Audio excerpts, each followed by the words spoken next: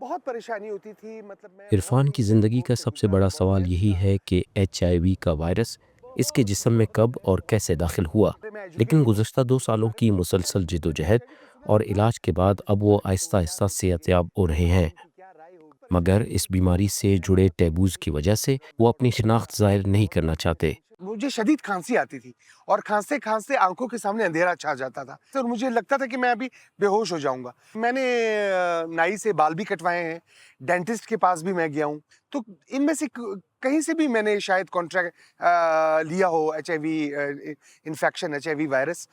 AIDS control programme کے حالیہ اعداد و شمار کے مطابق بلوچستان میں ایڈز کے رجسٹرڈ کیسز کی تعداد 2900 تک پہنچ گئی ہے، جو گزشتہ سال 2300 تھی۔ ماہرین کا کہنا ہے کہ مریضوں کی اصل تعداد 2900 سے بھی زیادہ ہے اور یہ اندازاً 7000 تک ہو سکتی ہے۔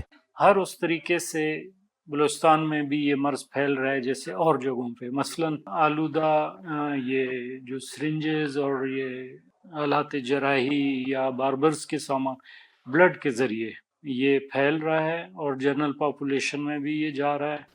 حال ہی میں کوئلہ کانوں میں کام کرنے والے مزدوروں میں بھی ایڈز کے کیسز سامنے آئے ہیں۔ ایک حکومتی رپورٹ کے مطابق اب تک 32 کان مزدوروں میں HIV کی تشخیص ہو چکی ہے۔ اس رجحان نے ایڈز کی روک تھام کے لیے کام کرنے والے اداروں اور تنظیموں کو تشویش میں مبتلا کر دیا ہے۔ گھروں سے کئی کئی مہینے دور لوگ رہتے ہیں، پاورٹی، سوشل اکنامیکل فیکٹرز، تو یہ سب مل ملا کے کول مائنرز کو پرون کرتے ہیں، رسک پہ لاتے ہیں HIV سے اور کچھ اور بیماریوں سے۔ بلوچستان کے سب سے بڑے سرکاری ہسپتال بولان میڈیکل کمپلیکس میں روزانہ صوبے کے مختلف علاقوں اور افغانستان سے بھی متعدد ایسے مریض لائے جاتے ہیں جنہیں ایڈز کا شبہ ہوتا ہے۔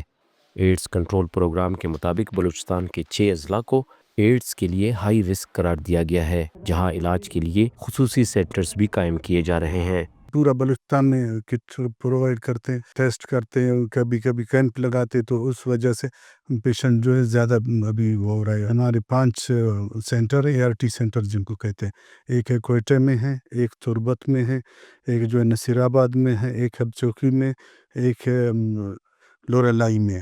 لیکن عرفان یہ سمجھتے ہیں کہ لوگوں کو خود بھی روزمرہ زندگی میں احتیاط کی ضرورت ہے تاکہ وہ انجانے میں اس مرض کا شکار نہ بن جائیں۔